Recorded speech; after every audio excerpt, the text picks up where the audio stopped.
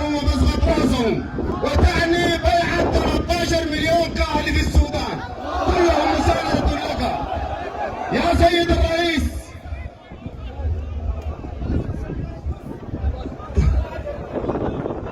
يا سيد الرئيس كلنا خلفك. السبب الثاني من سببي في إلحاح الزيارة، ويا جماعة من لا يشكر الناس لا يشكر الله. الرئيس عندما طلبنا به الزيارة قال ما بجي لأهل الحسانية يدي فاضية ونتبرع لكم ب 300 سجن. من لا يشكر الناس لا يشكر الله، من غير ما نطلب جزاه الله خير.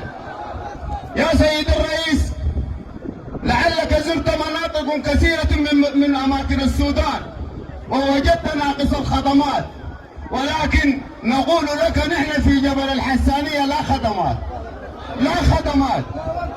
جبل الحسانية 260 كيلو طول، فيه شفخان مدرسة، وراجين الله العلي العظيم أن يجري الخير على يدكم. لا تعليم ولا صحة ولا بيطرة ولا أمن. ويا سيد الرئيس لدينا مشاريع تنقصها المياه. مشروع أبناء الحسانية قرابة 118,000 فدان، المويه واقفة منه 6 كيلو من 2008 يا سيد الرئيس. سيد الرئيس نحن ما زلنا في جبل الحسانية، ما زلنا في جبل الحسانية بنرد بالبعيد بالبكارية 50 راجل بالبكارية. وعندما عملت دراسة جدوى مع العارفين عدوا لي 17 بير وخجلوا وسقطوا، وال17 بير بردها واحد من مسافة 10 كيلو بعد ذاك. يا سيد الرئيس ومن هنا أرسل رسالة لكل من شرد وقتل وعارض بسبب التهميش وهو ينفذ في أجندته الشخصية. والله للحياة في معسكر دارفور أفضل من الحياة في جبل الحسانية. والله للحياة في معسكرات النيل الأزرق أفضل من الحياة في جبل الحسانية. ولكن نحن نعلم قيمة ابن آدم ونعلم قيمة أبناؤنا، ولا نزج بهم في الحروب ولا نشق الصف ولا نخرج على الحاكم. ولكن والله لا نضعاف ولا نشوية ولا نضعاف ولا نفصل، لكن والله هذه قوتنا لا نستخدمها ضد الحكومة.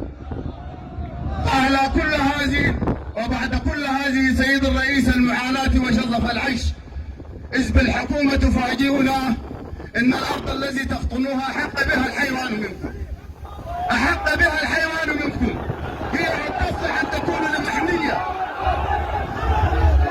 هي أن تكون بها لمحمية. فيا سيد الرئيس نحن أحق بالحماية من الحيوان، لا محمية في جبال الحسانية.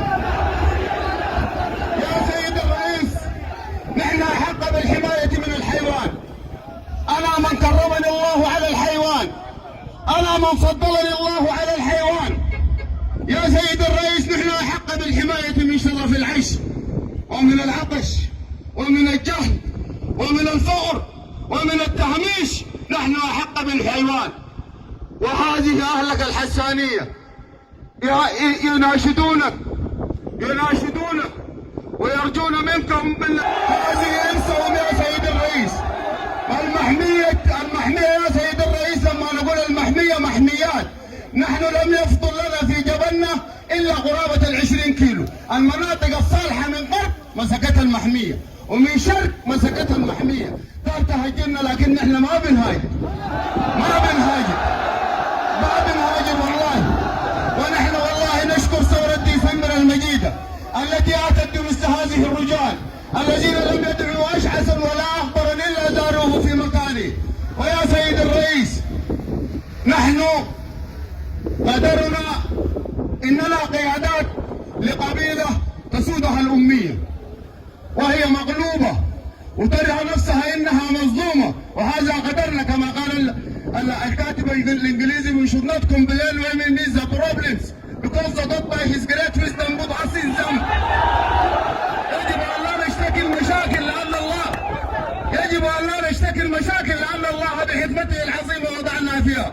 سيد الرئيس هؤلاء هم أهل جبل الحسانية توافدوا من كل وفد وصوب وهم مليئين بالآمال في سعادتكم، أن ترفع المحميات، أن ترفع المحميات